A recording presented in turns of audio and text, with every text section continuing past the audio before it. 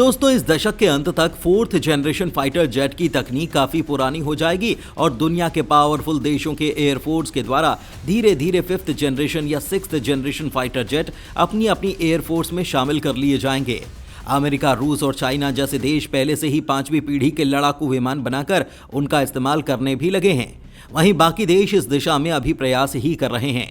एक तरफ भारत जहां अपने 5th generation fighter jet advance medium combat aircraft के निर्माण पर काम शुरू करने की प्लानिंग कर रहा है, तो वहीं दूसरी तरफ तुर्की ने अपने 5th जनरेशन फाइटर जेट ताइकान, जिसे पूर्व में TFX कहा जाता था, इसके पहले प्रोटोटाइप के testing and ground running test समय से पहले ही शुरू कर दिए हैं।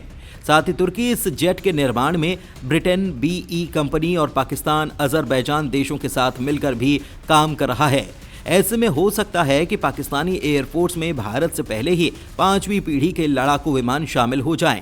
लेकिन यहाँ पर एक बात और गौर करने वाली है दोस्तों, तुर्की जहां इस जेट के निर्माण में अन्य देशों के साथ मिलकर काम कर रहा है, तो वहीं भारत अकेले ही अपने देश में इस तरह की तकनीक को डेवलप करते हुए एक कंप्लीट डिफेंस इकोसिस्टम बनाने की तैयारी में है।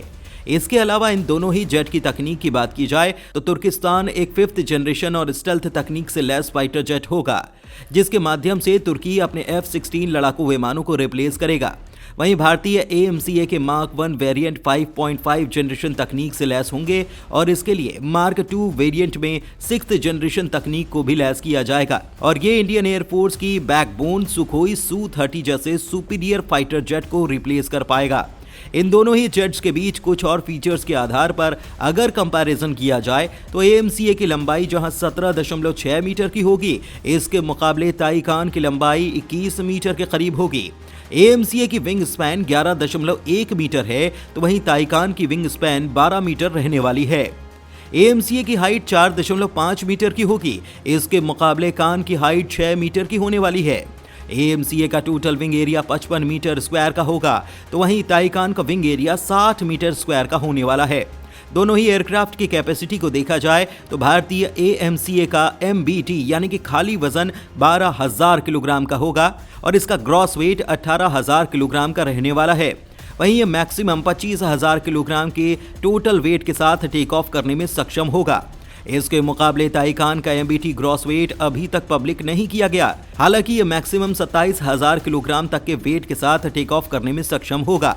AMCA एक सिंगल सीट लड़ाकू विमान होगा, तो वहीं ताइकान सिंगल सीट के साथ साथ ट्विन सीट वेरिएंट में भी आने वाला है, जिसकी सेकंड सीट के माध्यम से pilot unmanned aerial vehicle aircraft को भी ऑपरेट कर सकेगा।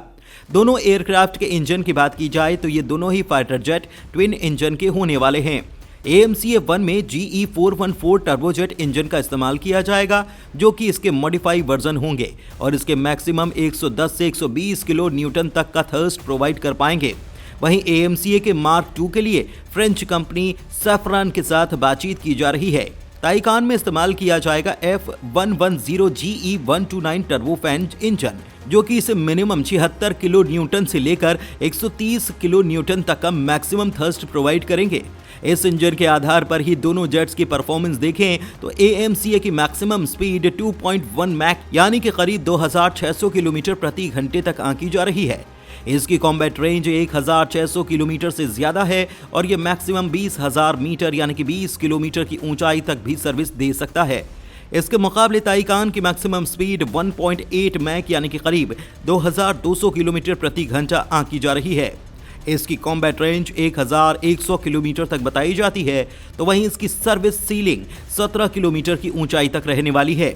इसके अलावा इनके वेपन की बात करें तो दोनों ही जेट स्टेल्थ मिशन के लिए इंटरनल वेपन तकनीक को, तो वहीं अनस्टेल्थ वर्जन के लिए एक्सटर्नल वेपन लोड तकनीक से लैस होंगे।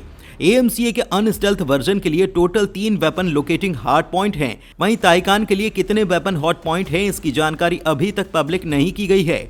तो दोस्तों, ये था भारत का AMCA और तुर्की पाकिस्तान का ताइकान एयरक्राफ्ट। धन्यवाद।